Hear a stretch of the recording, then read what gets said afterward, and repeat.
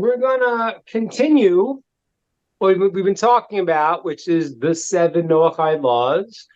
Why 7? We talked about it a little bit, but the concept you have to understand is there's a difference between the laws that Jews have and the laws that Noahides have. And the Noahide laws is based on the number 7. And the rationale for that is because 7 is the cycle of the world of nature, meaning that we have 7 days of the week. As we talked, always the 6 sides in the 3-dimensional object, and the thing itself is the goal. The world is based on the thing of 7. I mean, it's pretty amazing if you think about it. Why nations all count 7 days of the week? Why is that? Right? Why do they have 4 days a week? I mean, there may be some strange, things I heard about 1 or 2 people, groups that might have it, but on the whole, it's not that. The world does go on a basis of 7 because the world was created in 7 days, and people know that. Which is, if you think about it, it's mind-boggling. That is where did that come from? Why 7? It doesn't divide equally. You should have 10 days of the week, and then you could have 3 weeks. 30 days. Why 7? Because everyone knew the world's created in 7 days. So 7 days is the natural cycle.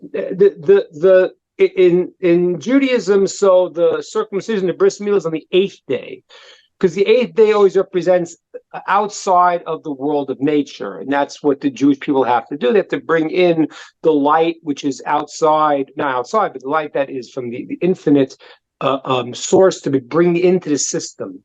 The 7 Noahide laws is the maintenance of the world of nature as it is. And therefore, even though the Jews have the 7 Noahide commandments are all part of the 613 commandments, but there are great differences in the laws. And the reason for that is that from the Jewish perspective, the mitzvot are moving a certain spiritual reality in the dimension of the 8th, the beyond. And the 7 Noahide laws is to understand the logic of how to act and create a proper society and be righteous. And that's why I saw somebody say on one of these groups, again, I don't go on Facebook really, so I don't know, but I saw somebody say once on one of these groups somehow came to me that some rabbis teach a watered down Judaism to Noahides. And I thought it was actually a fair claim, a fair statement that rabbis have to be careful because it's a different system and a different rationale, and that's why the particular laws of the system, even the 7 Noahide laws, it's different laws because they're different. They're accomplishing different things, and that's also why we saw that some rabbis maintain that Noahides are obligated on all of the logical laws. Why is that? Because the Noahide system is not obligating you to go into the beyond level that is the obligation of the Jew who must go and does not have a system in the world as the natural world. If you think about it for a minute, you'll realize, I forgot who it was. I think it was Dostoevsky I forgot who it was. It was I forgot who it was, but I was the Tsar of Russia. I forgot who asked him, but he asked one of the thinkers, prove to me there's a God. And this guy who he asked, I forgot who it was, unfortunately, but he was not a person like the Jews. And he said Jewish history. Why did you do it? Because it doesn't make sense. It's not logical. It doesn't make sense. If you look at the Jewish system, so Abraham gives birth. He bears Isaac when he's 100 years old, and Sarah is 90.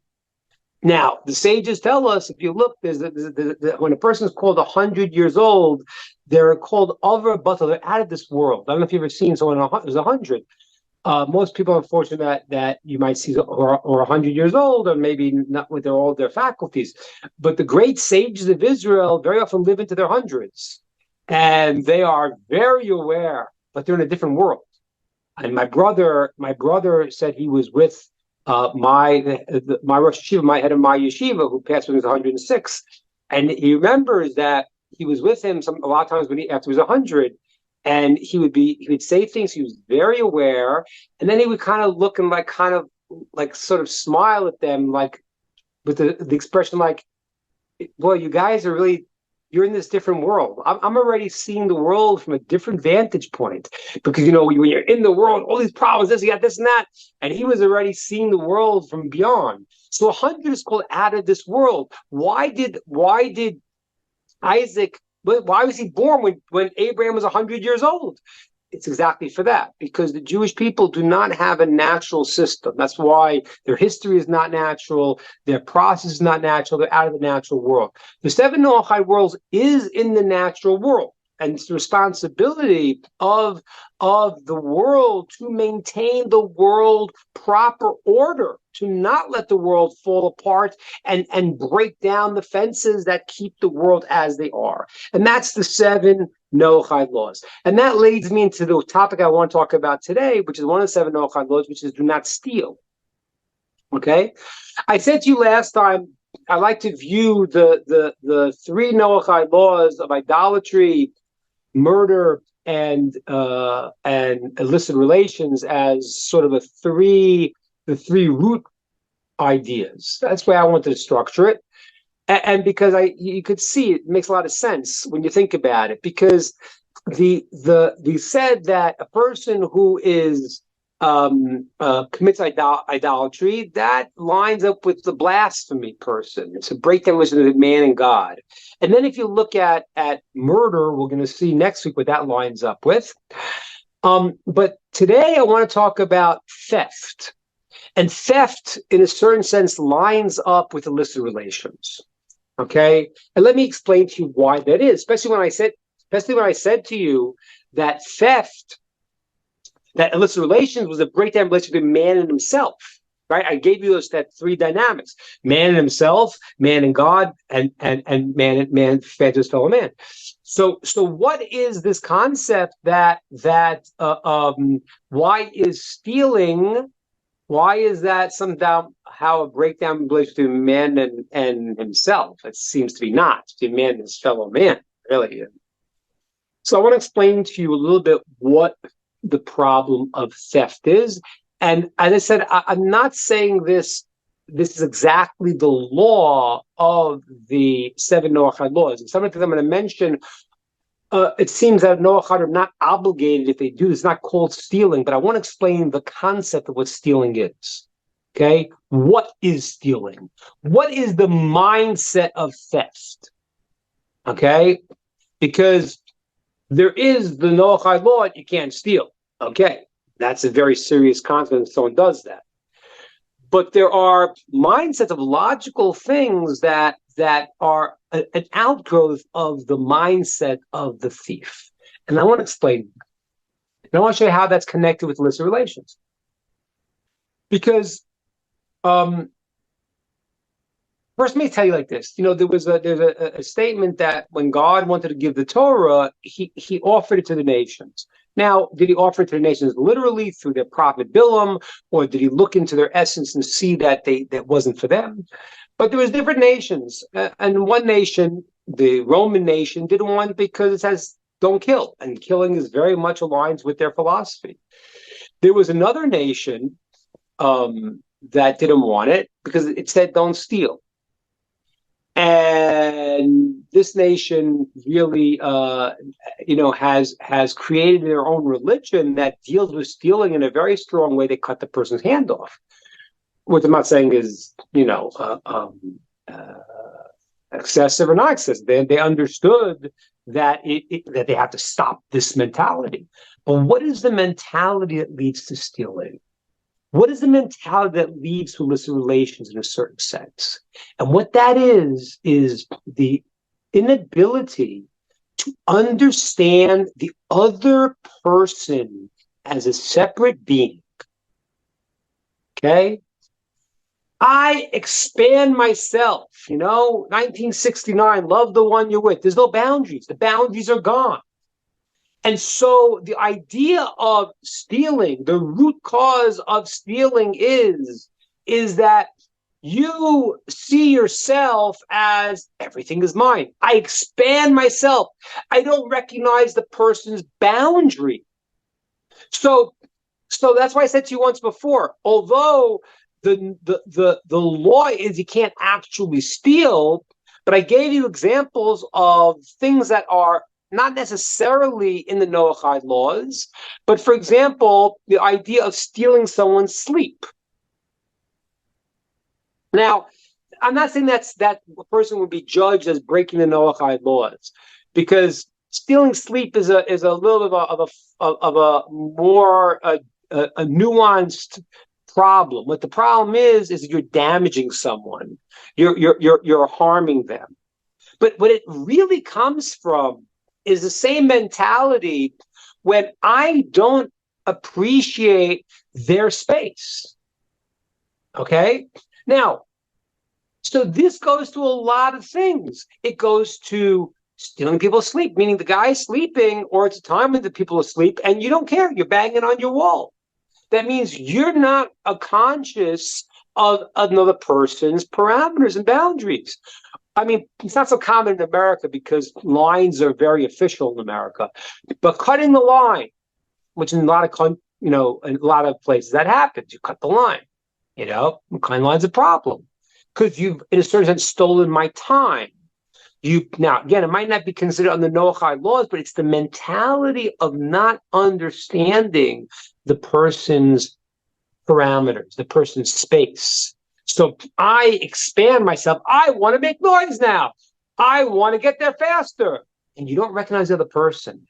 And that's the root of stealing, which is why it's connected with illicit relations. Because the person who just feels, he has his desires, he has no boundaries. I once, I think I shared with you once, a friend of mine I think I shared with you, I'll tell you again. A friend of mine, he was on the line in the checkout in the supermarket. And as you know, when you get to the supermarket counter, the checkout line, they put all of these things that you can buy as you're waiting online. And they're smart. They put the things like the candies for the kids so that the kid could torture his parents while they're waiting online. Like, give me the candy, give me the candy. So my friend's waiting online. He's a rabbi. He's waiting online, and the kid is screaming, I want that candy, I want that candy, I want that candy. And the guy, the father says, just wait, let me pay, and then we can get you the candy. The kid waits, but I want the candy. It's the candy. He looks at it and goes, oh, it's not kosher. And the kid stops screaming. And they walk out. The guy behind him was so blown away, he chased my friend out into the parking lot and said, I don't understand. I don't get it. The kid's 5 years old. He was screaming his head up. All you do is tell him it's not kosher. And he says, okay, how many people do that in America? But I want this. It's me. She's the one for me. But you can't have her. It's not yours. But there's no boundary. There's no boundary. And that is the underpinnings of what the problem of the theft mindset is. It's not understanding of the person's boundaries. Now, this really has a very fascinating component to it today because it is the philosophy of the world. It's the new wave. It's called socialism. Why is socialism theft? What do you mean? It's helping everyone. No. There's different kinds of mentalities. There are those people that say what yours is mine and what's mine is mine. That's called an evil person because their mindset's all on the take. There's somebody else says yours is yours and mine is mine. Well, that's a question. That could be average, or it could be it's a negative thing because they don't care. America set up their system intelligently. The capitalist system was not set as a cold capitalist system. It was based on the Jewish concepts of charity. Now, unfortunately, the government taking your money to do the charities they want to do is a real aberration of that because who knows what they're doing with it. how much money is wasted and who's it going to? Let people give charity, and that then the world's going to work very nicely. But the system of yours, mine is mine, that some people understand that's average. It's not a bad guy. And some people understand that could be a bad trait, because what happens is that the person might be this is mine, yours is yours. I never want to help somebody. So that's why it's dangerous. Then there's a person who's a very, very righteous person. It's very hard to accomplish. It's a mindset. He says, what's yours is yours. I recognize your space. I also want to help. Now, I have possessions, but I want to help you. I want to take my things and make the world better. I'm looking to help. That's a righteous person. And then there's what the sages say is called the fool, the ignoramus. What does the ignoramus say? He says, mine is yours and yours is mine. Wait a minute. Isn't that good? Isn't that socialism? Isn't it helping her? How come it never works? It's never worked ever. You got the guy in Argentina standing up and saying, hey, this didn't work. This was a disaster. What were you guys doing? So where does it come from? Why does everyone want to do it? The answer is because it means I've broken down the boundaries between you and me. And that's why every time it starts, it ends up with theft. Whenever the socialist system starts in the world, it ends up with they take yours and all of the fat cats line their pockets. Why? Because they've broken the parameters. You don't have yours. If you don't have yours, I don't have mine either. It's just the way it is, because there's no boundaries.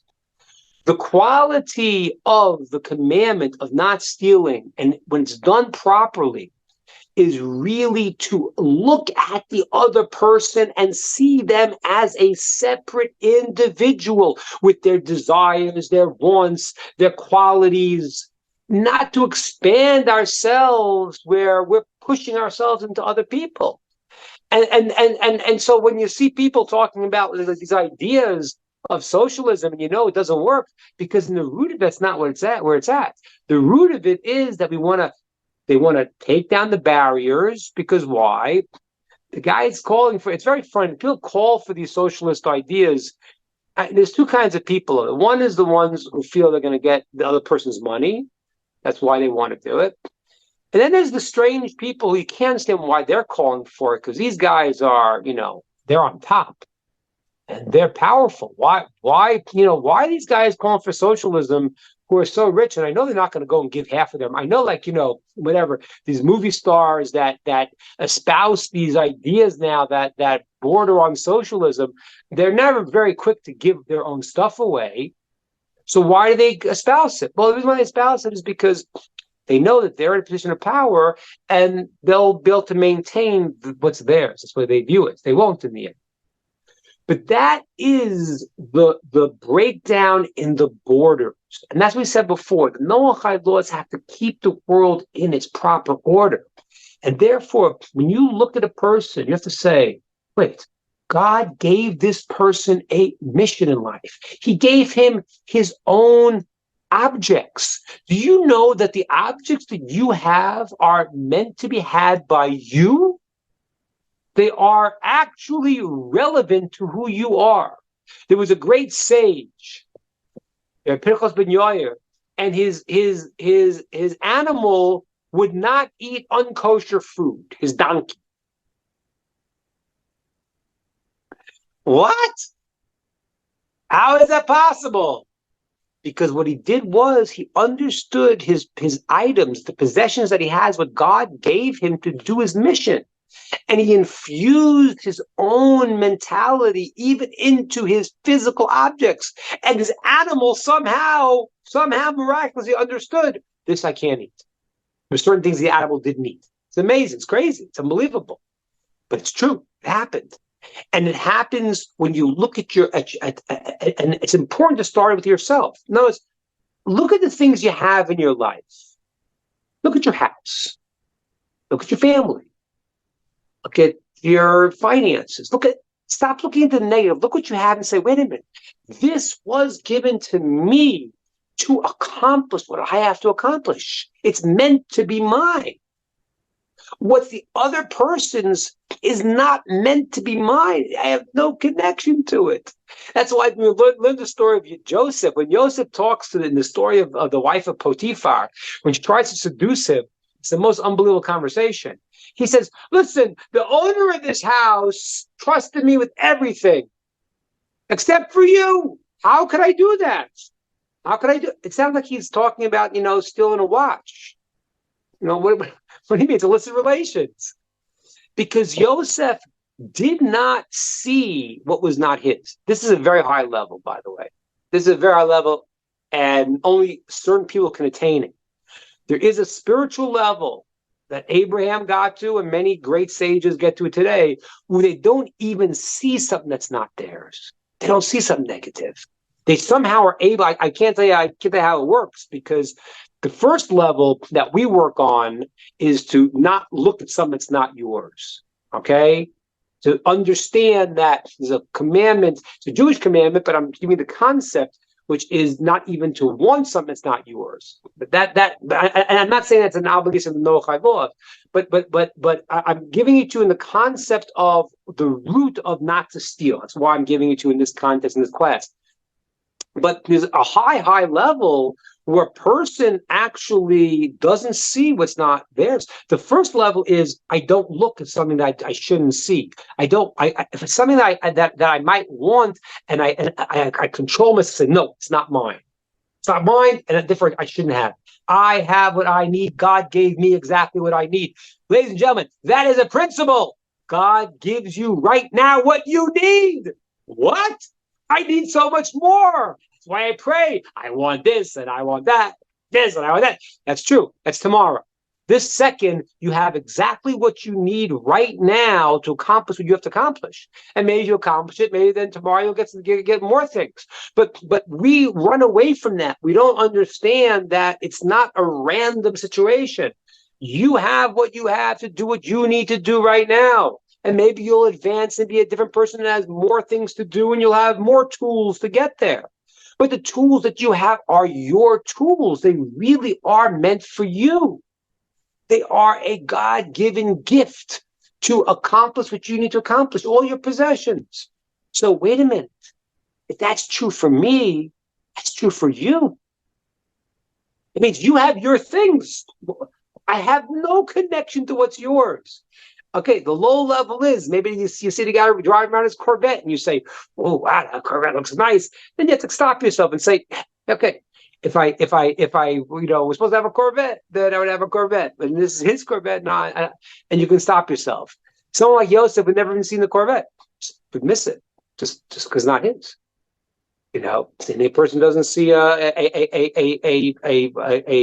man doesn't see a woman. That's not his. What kind of business is that? How's that possible? Yeah, society has already made it very easy. This whole thing is like, oh yeah, people have affairs. You have an affair? What are you guys crazy? It's the biggest destruction of the world. This is. I just put you an affair. Understand this in a minute, because you have to understand this in the context of stealing. I want you to understand this. Just like I say, my item, belongs to me. Okay, and you have no connection to it. And what's yours, I have no connection to. There is no deeper connection than a husband and a wife. It's like stealing my eyes. No difference. It's worse. So that's the mindset that we have to have. The commandment of not to steal. Although I say there's specific parameters, and maybe waking somebody up does not fall into that category, maybe cutting the lines up fall into that category, maybe it does, maybe it doesn't. The mindset, it certainly does. The mindset here is to say, what I have been given is meant for me. And what the other person has been given, it is part of their world. And that has to be like an ironclad thing around it.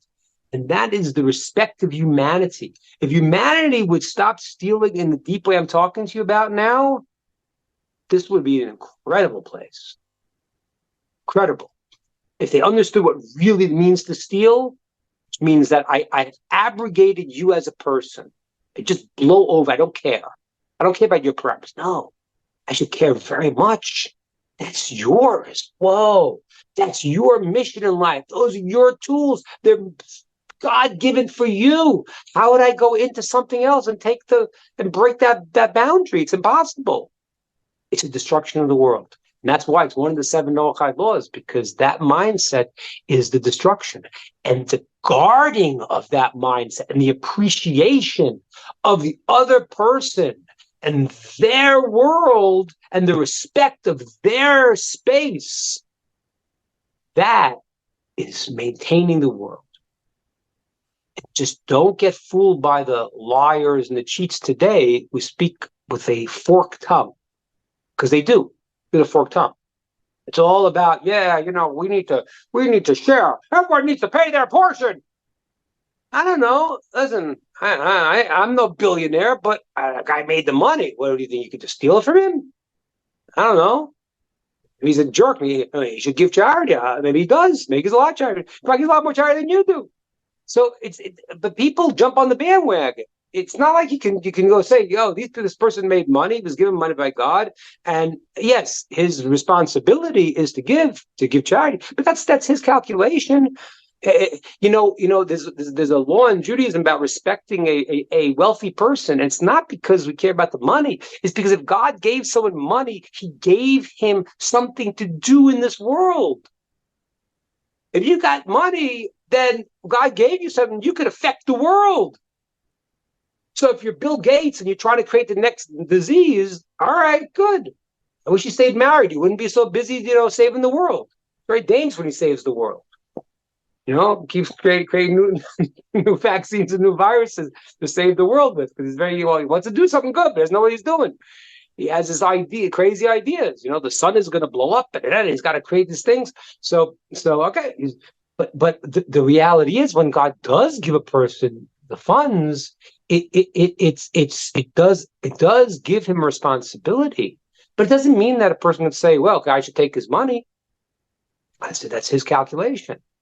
So the whole world, which is espousing ideas now that are so insidious, that's what it is. That this whole new socialism thing is another breakdown in the framework of society. It's the ultimate. It's the next step in theft. I don't know if you guys saw the World Economic Forum. This is unbelievable. I don't know if you guys saw any of this stuff. My brother just sent me a clip of it. These people are dangerous. This guy, Klaus Schwab, put a chip in your brain and it'll read your mind. It's like, whoa. Hey, respect my space. I'll respect your space, respect my space. That is the commandment: do not steal. Not just words, but really understanding this person has a different job, different reality, and I must respect those boundaries and guard them really, really in the most deepest and respectful and meaningful way. And when you do that, the world everyone knows their place and everyone can appreciate their place.